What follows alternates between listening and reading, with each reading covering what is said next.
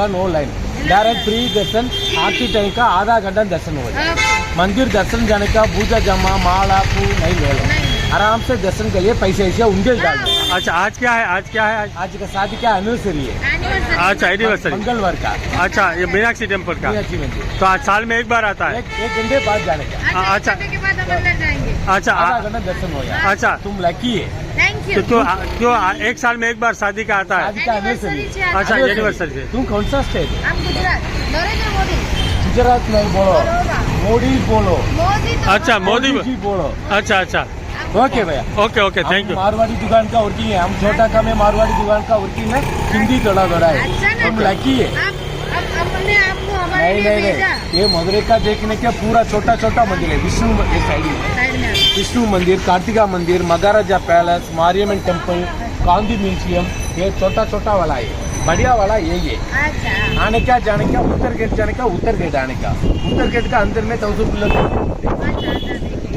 રોજ night stay કરીએ છીએ, પણ મેં તમને હજી મારો રૂમ નથી બતાવ્યો. આ જો અમારો room 301.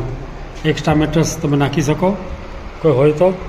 Sofa, kitchen, dining table, extra toilet, TV and TV again, મસ્ત બેડ, કપબોર્ડ और एसी. મદુરાઈમાં આપ સૌનું સ્વાગત છે. હું ભાવિન જોશી આજે તમને લઈને આવ્યો છું મદુરાઈ તમિલનાડુનું મીનાક્ષી ટેમ્પલ બતાવવા માટે. તમિલનાડુમાં મદુરાઈમાં જે આ મીનાક્ષી મંદિર છે તે દુનિયાભરમાં પ્રખ્યાત છે અને આ મંદિર એની બનાવટને લીધે જાણીતું છે, કારણ કે અહીંનું જે ગર્ભગૃહ છે ને એ જ લગભગ 3500 વર્ષ જૂનું માનવામાં આવે છે. અને આ મંદિર ભગવાન શિવ અને દેવી પાર્વતીને સમર્પિત છે. મંદિર વિશે એવું કહેવાય છે કે ભગવાન શિવ સુંદરેશ્વરના રૂપમાં દેવી પાર્વતી એટલે કે મીનાક્ષી સાથે લગ્ન કરવા માટે પૃથ્વી ઉપર આવ્યા હતા. આ એ જ જગ્યાએ મંદિર બનાવેલું છે અને આ મંદિર લગભગ 45 એકર જમીનમાં ફેલાયેલું છે. શિવ મંદિર સમૂહમાં ભગવાન શિવની નટરાજ મુદ્રામાં આકર્ષક મૂર્તિ છે. બહાર અનેક શિલ્પ અને આકૃતિઓ છે જે એક એક પથ્થર પર નિર્મિત છે. સાથે ગણેશજીનું પણ મંદિર છે. મંદિરમાં એક તળાવ પણ છે અને પોર્થ સરાય કમળ, જેનો અર્થ થાય છે સોનાના કમળવાળું તળાવ. સોનાનું 160 ફીટ લાંબુ અને 120 ફૂટ પહોળું કમળનું ફૂલ તળાવની વચ્ચોવચ્ચ આવેલું છે અને ભક્તોનું માનવું છે કે આ તળાવમાં ભગવાન શિવનો નિવાસ છે. મંદિરની અંદર 8 થાંભલાઓ પણ છે જેની અંદર દેવી લક્ષ્મીજીની મૂર્તિ બનેલી છે. એ સિવાય અહીં એક ખૂબ જ સુંદર હોલ પણ છે અને જેમાં 1000 થાંભલા લાગેલા છે અને એ થાંભલાઓ પર સિંહ અને હાથી પણ બનેલા છે. મદુરાઈ બધા શહેરો સાથે કનેક્ટેડ છે અને અહીં એરપોર્ટ પણ છે. અહીંની ચમેલી એટલે કે જાસ્મીનના ફૂલો હવાઈ માર્ગે આખા દેશમાં જાય છે.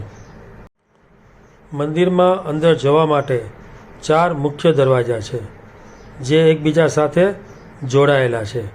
આ મંદિરમાં કુલ 14 ગોપુરમ છે, જેમાં 170 ફીટનું 9 માળનું દક્ષિણ ગોપુરમ સૌથી ઊંચું છે અને દર શુક્રવારે મીનાક્ષી દેવી તથા સુંદરેશ્વર ભગવાનની સોનાની મૂર્તિઓને હિંચકામાં ઝૂલાવવામાં આવે છે, જેના દર્શન કરવા માટે હજારોની સંખ્યામાં ભક્તગણો ઉપસ્થિત રહે છે.